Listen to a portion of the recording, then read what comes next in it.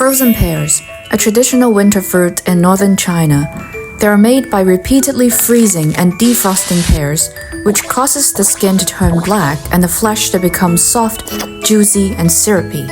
And the science behind this works like this. At extremely low temperatures, the water inside a pear freezes and forms ice crystals that rupture the cell walls. This allows sugars and acidic compounds to be released, resulting in a more concentrated and intensified flavor. And this is how people usually eat them. Before eating, they are typically defrosted either by soaking them in cold water or by leaving them at room temperature.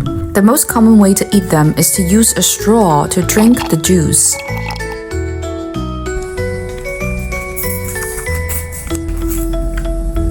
Nope, it doesn't work.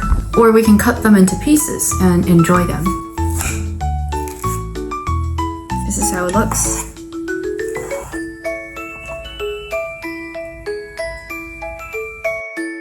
The texture is icy, slushy, and refreshing. But to be quite honest, I would only give it a 5.8 out of 10. I would rather just buy a fresh pear than spend the time and effort making it. But then again, it's a natural and innovative way to make fruit slushy. So if you like slushies, you should definitely try it.